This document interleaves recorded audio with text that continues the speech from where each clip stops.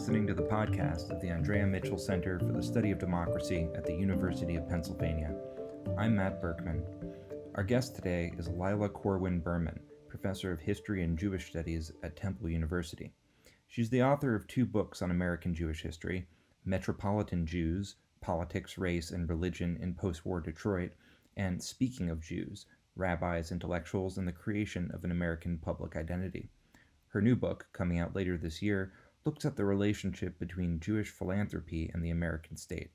Lila Corwin Berman, welcome to the podcast. It's great to be here, thanks. Your book is titled The American Jewish Philanthropic Complex. Now, what exactly is the complex that you're referring to here? What's the object of study in your book? So when I was working on this book, I started to have this sense of all of these different forces that were weaving together to create this kind of object of American Jewish philanthropy. And the piece of that weaving that was really so striking to me was the fact that even though, like, as a historian going through the documents and the archives, I could start to see some of the different threads, that by the time you get to a certain point, like by the 70s, 80s, it's really hard to see the smaller pieces, right? And so as I was thinking about that, President Eisenhower's military-industrial complex speech came to mind, which was sort of tracing a very similar sense that you had these different seemingly separate entities that were all kind of weaving together in this recursive sort of feedback loop almost, and eclipsing some of the different balances of power, in his mind, some of the ways that the military and the government should have some sense of, not always kind of working together vis-a-vis trying to kind of build industry and capitalism. And so the imagery of a complex was the one that really came to my mind, that there are all these different threads. So in the case of the book, I talk a lot about the threads of American state policy and of tax code and shifts in charitable tax law, threads having to do specifically with Jewish aspirations in the United States, with things that happened to global Jewish communities in the 20th century that caused certain anxieties about Jewish life, and with some, really important political shifts in terms of how Jews in the United States think about their position in American politics and just in terms of American politics. And that a complex has lots of different pieces to it, but it's often difficult once you're looking at the complex to discern all of the different constituent pieces.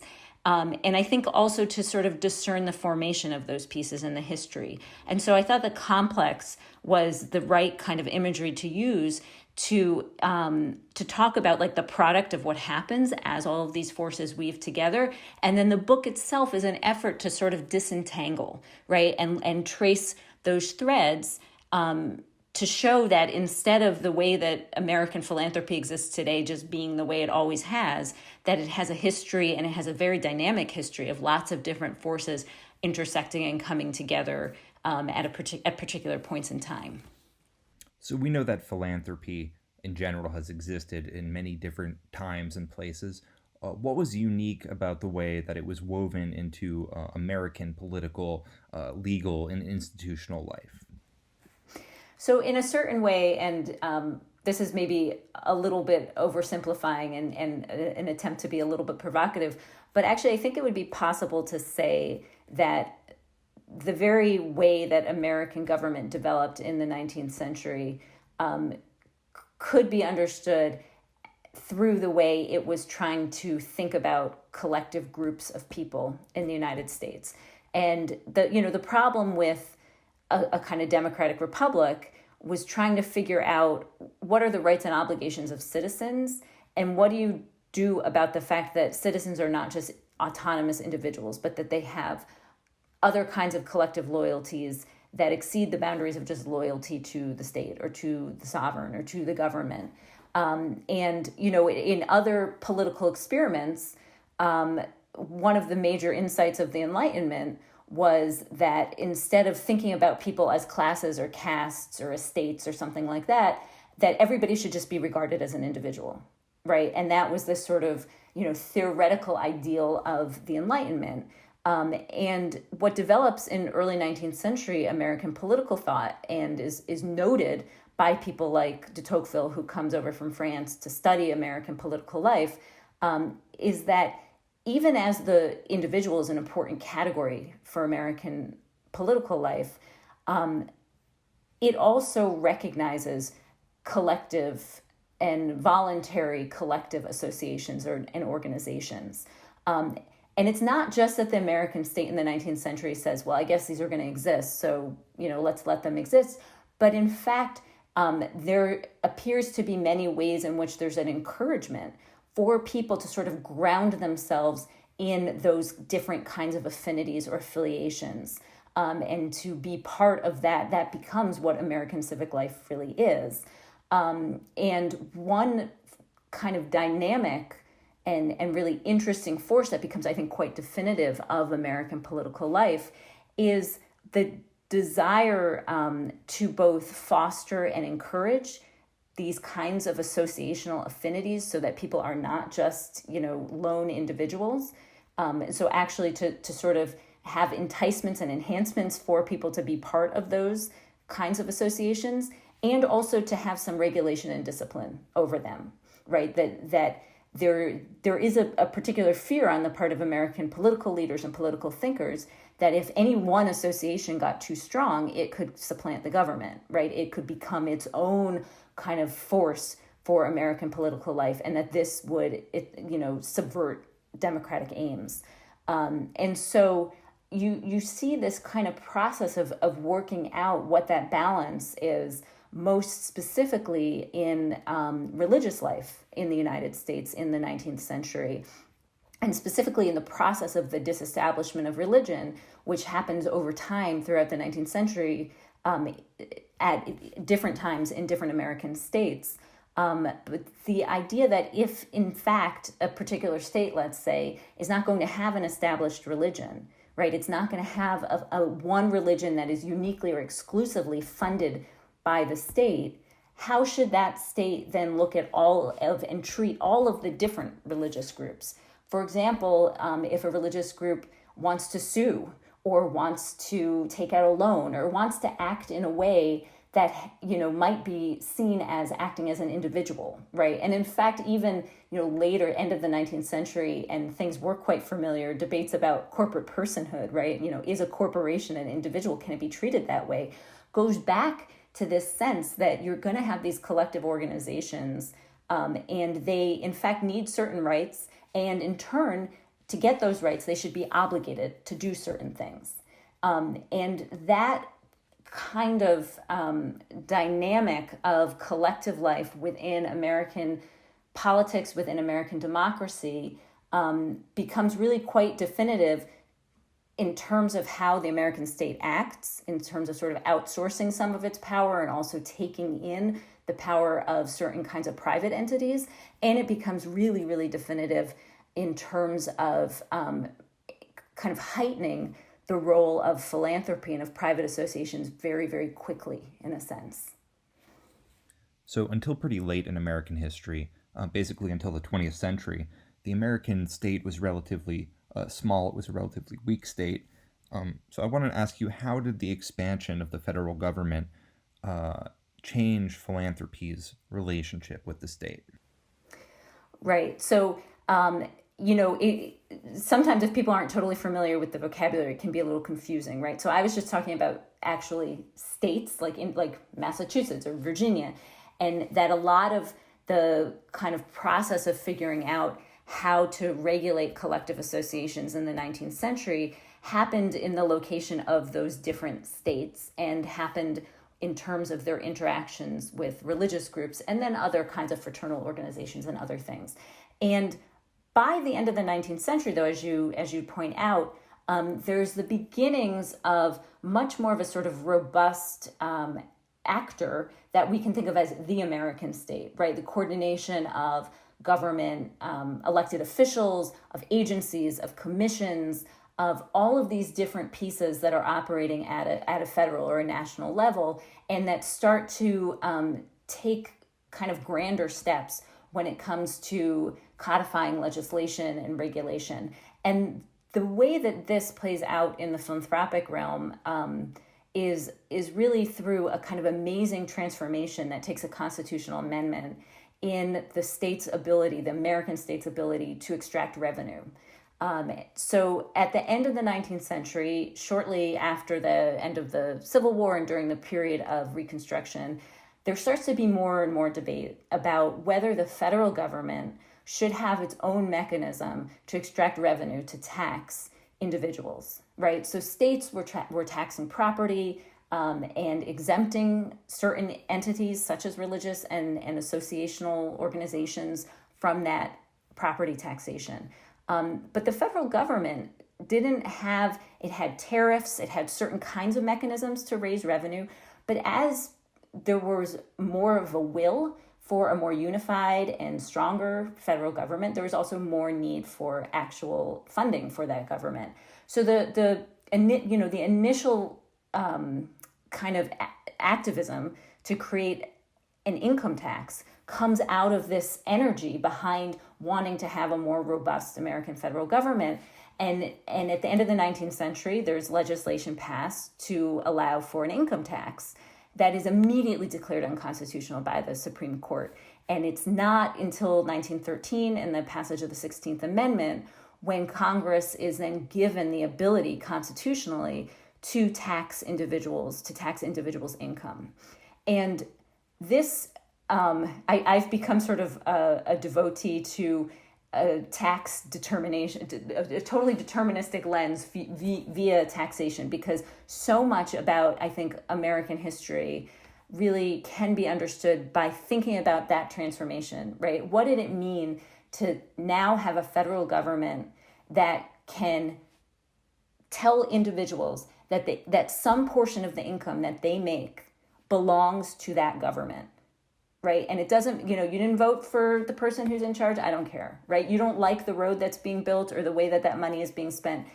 Doesn't matter. Right. But this, you can exercise your democratic right eventually and maybe change things, but that you have an obligation to give some of your property to become the property of the federal government. And so with the kind of expansion of the federal government into this means of revenue extraction, into taxation, into income tax, there's a flip side to it, right? And this kind of extends that dynamic I was just talking about the state kind of wanting to encourage and regulate collective associations, which is not only can the government tax, but the government can decide when not to tax.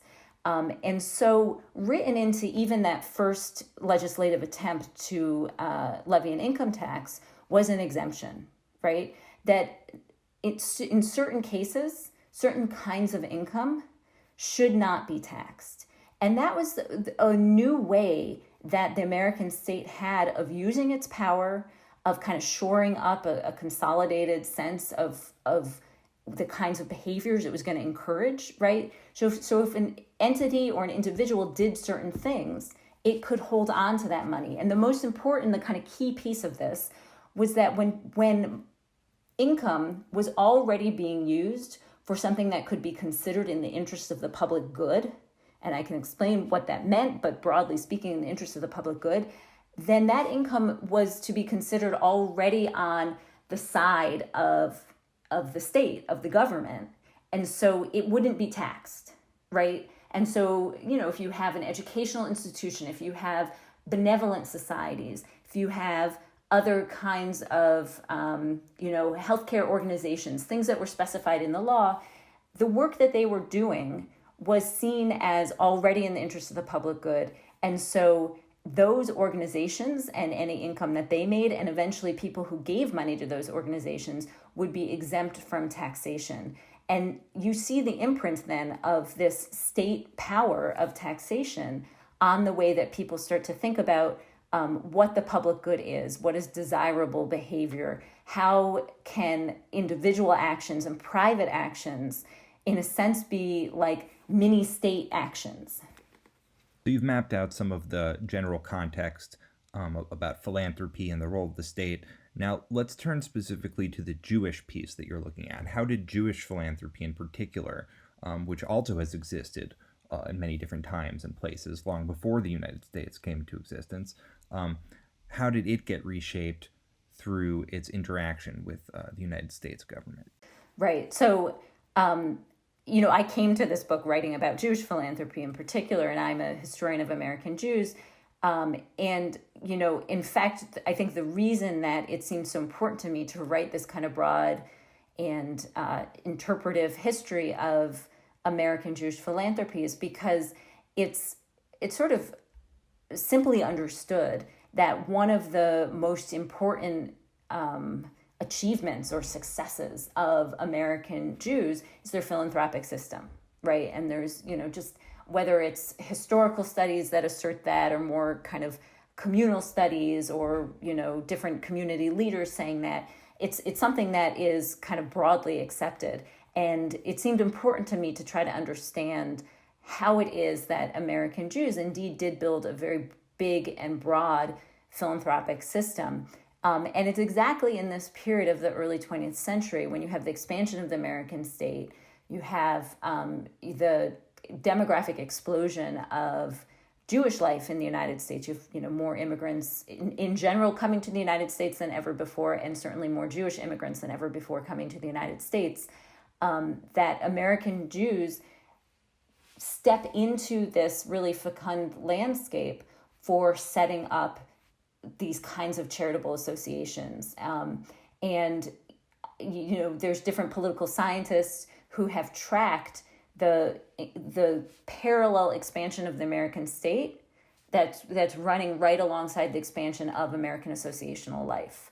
And it really certainly seems to be the case that Jews were able to establish all sorts of benevolent societies, not to mention, of course, religious congregations and other kinds of charitable entities, because there was just more and more space that the American state was opening up to encourage this form of collective life. So the system that's really important in American Jewish philanthropic life at this point is the federation, what's called the federation system, which develops as a kind of umbrella federated charitable organization with lots of local level chapters in most major American cities.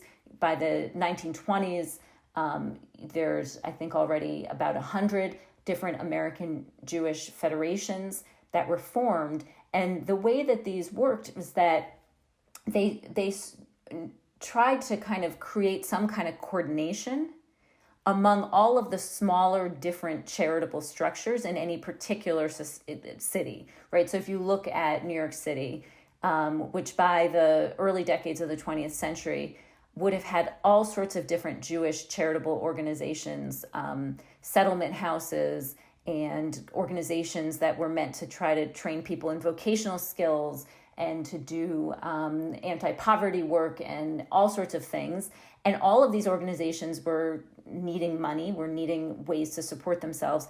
And so the idea of this kind of federated structure of Jewish charitable giving was really about kind of a centralization of all of those different charitable organizations so that one federated organization would do most of the fundraising and then would allocate the dollars to all of these different, what were called agencies, all of these different charitable organizations, in a way that allowed for much more coordination and kind of consolidation of Jewish charitable life. And at the same time, allowed for the development of a kind of much more professionalized sector. It runs parallel to the rise of social work, to the rise of professional fundraising. And in a sense, just as you see the American state sort of shoring up its power, its central ability to extract revenue and then to distribute it, you see this happening through this charitable structure, which is not so different from United Way, right? Which is developing these community chests, they were called, organizations were developing at the same time. Catholic Charities is trying to follow a same kind of model of learning how to kind of operate in this larger space that these different shifts in American regulatory policy is allowing, and to create a kind of more efficient form of the circulation of charitable capital and the extraction of it. So in addition to laying out all this historical information, your book is also a critique of the ability of big philanthropic institutions to accumulate wealth in a kind of unbridled way. So I was wondering if you would tell us why you view that as a problematic historical development. So one of the things I noticed, it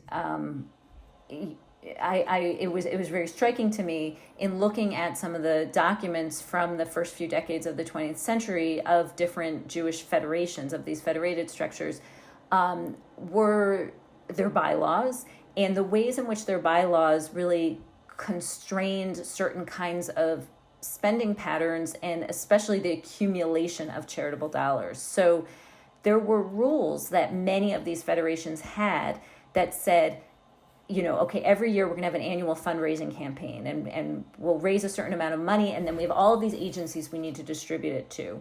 And we need to distribute really dollar for dollar all the money that we take in.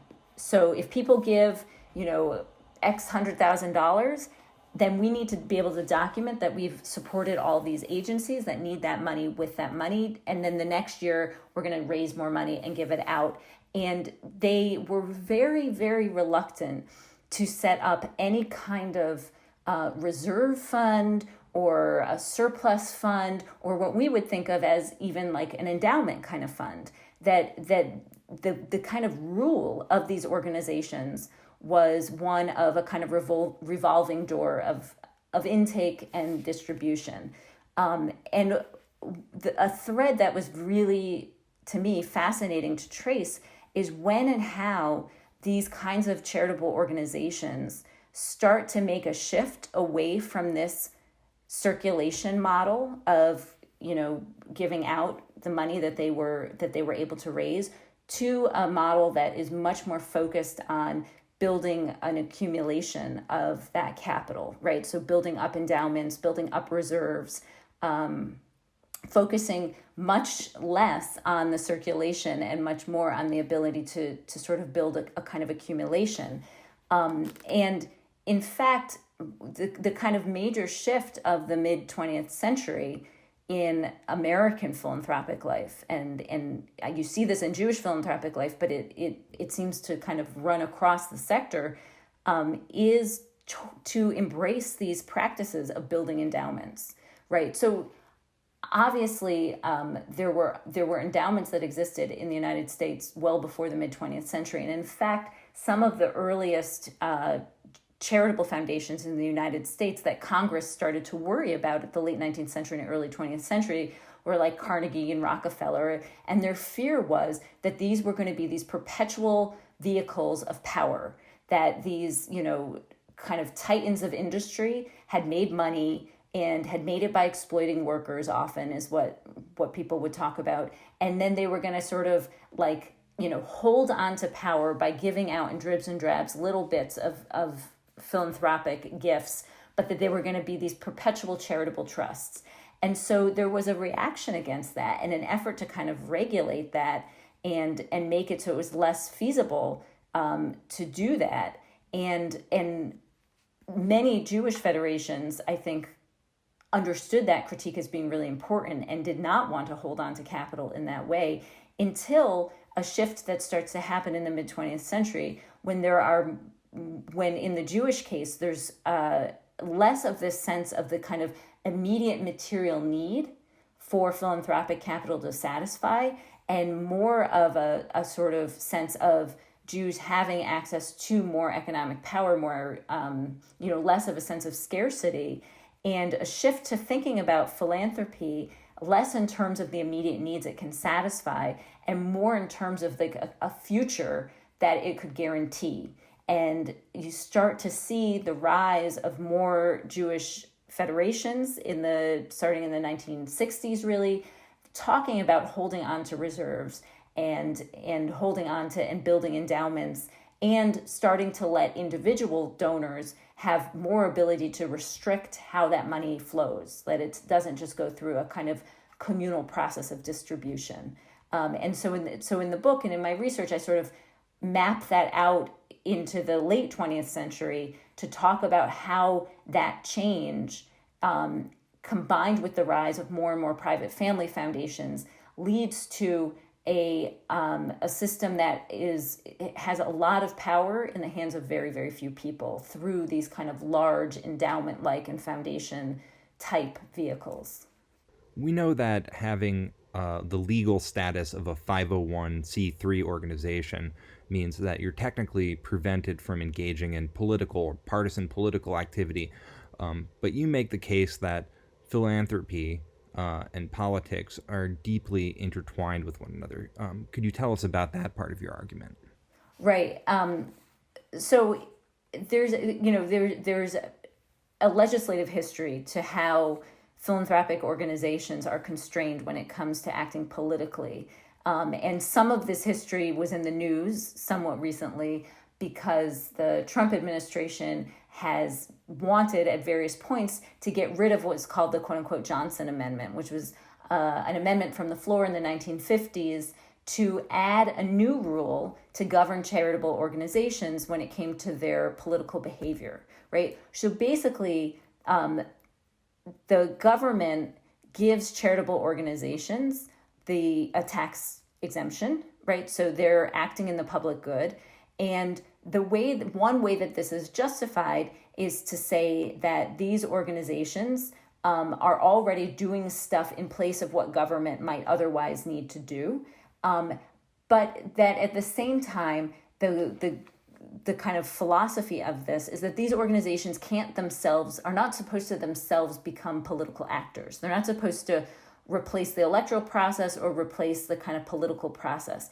And so in the 30s, they were constrained from engaging in quote unquote legislative activism or legislative propaganda. And in the 1950s, there's a further amendment to the constraints on their political behavior, saying that they cannot be involved in actively campaigning for anybody who's running for election, right? That they're not supposed to be kind of instruments of that sort of politics, right? And what I find really interesting and what I have tracked is that there's a certain irony that as the kind of code of taxation basically and legislative statute says, okay, there's this range of political activities and philanthropic organizations can't engage in them, it sort of narrows what is seen as political behavior.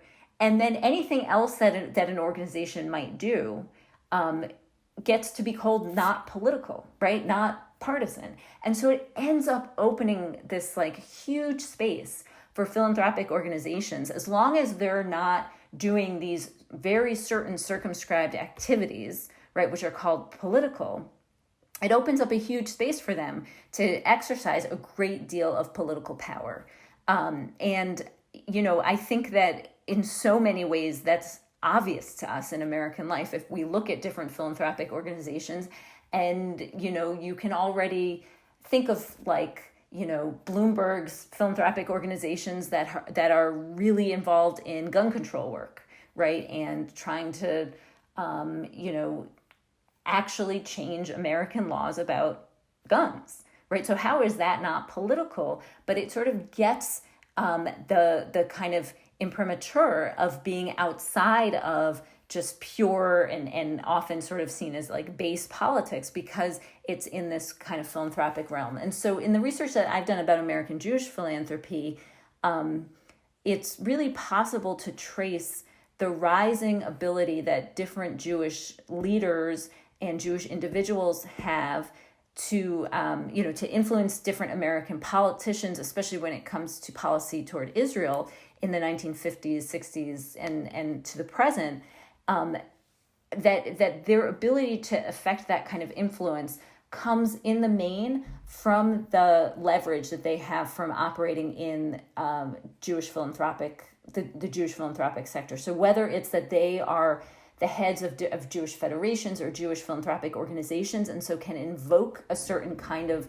mass political voice on behalf of a point of view or perspective because of that, and can say then to an elected official, you're not going to get Jews in favor of you or what you're doing unless you get behind this agenda, and I'm representing that agenda because I speak on behalf of all of these donors or all of this Jewish philanthropic energy. or whether it's actually, the ability to get certain kinds of political appointments. There's really a way in which, in the case specifically of Jewish philanthropic development in the United States, philanthropy becomes an avenue into Jews being able to access a form of political influence that's not electoral and that doesn't have to be so stated as being political, but is really about politics, right? And, I think we can see this play out in lots of other ways as well. Before we end, I just wanted to ask you about the difficulties of writing a book about Jews and money and power at a time when we're witnessing a sharp rise in anti-Semitic discourse and activity in the United States. How do you navigate that issue? How do you deal with it in your scholarship and your thinking about the topic? Absolutely. And, as I worked on this book, there were certainly moments when I had the feeling that no matter how much I grounded my work in historical research, in archives, in, the most responsible ways of analyzing sources, that I would be providing fodder for some kind of anti-Semitic worldview. And there were times when that to me felt like maybe that was enough of a deterrent to continuing a project like this. And in fact, I think that the field of Jewish history itself has really been haunted by that fear, and the dearth of economic history about Jews, not just American Jews, but economic history and Jewish history, is a result of that, a concern that even to talk about Jews in finance or to talk about Jews in capitalism would just be playing into the hands of an anti-Semitic worldview and would somehow be validating the idea that that there's some kind of nefarious connection between Jews and finance. So it was absolutely on my mind, and I think even more so when we think about philanthropy. It's really easy to see it as this sort of dark and shadowy conspiratorial source that is sort of operating outside of the channels of total visibility. And that also kind of cleaves to narratives that that an anti-Semitic worldview would have. So the first thing I would say is I have some trepidation about that. I just do. The other thing, though, that I think kept me going is that the problem is to think that any of these forces that I've just been describing are somehow uniquely descriptive of how Jews act or of the character of the American Jew, right? When in fact, everything that I found in the research that I did was about these larger structures of American political life, of American law, specifically American tax law, of American regulatory policy, that was really invested over time in creating, a very empowered private sector that over the 20th century was able to kind of step into the role of what might have otherwise been government action or public social welfare, and that was like the main force of the creation of a really robust philanthropic sector, and that certainly American Jewish organizations played a role in that and were part of that negotiation of that kind of reconception of a sort of privatized American system of governance. But the energy of it and the way to explain it historically is not about something unique to American Jews, and it's not about any kind of particular Jewish agenda. It's very much about these kinds of systems of American statecraft and about the development of American capitalism that Jews participated in, but that they were not forming in any particular way as Jews. And so I feel like the message, the kind of underlying argument of the book about being able to understand American Jews through the lens of thinking about the larger American state is in fact totally contrary to a worldview that would say, this is something so sort of specific about how the relationship between Jews and finance, and instead I hope turns an eye toward the kinds of policies that we, the people, over time have allowed to happen in our name, and to ask big questions about whether or not these are the policies that we think are best for the most. But it still worries me because it's really never been the case that a reasoned analysis of anything has been enough to dethrone some of these anti-Semitic theories in the minds of certain people. And we're at a moment when there are more eager minds, it seems, to embrace that kind of available vocabulary. So I think one has to have her eyes open. Lila Corwin Berman, thank you so much for joining us on the podcast. Sure, my pleasure.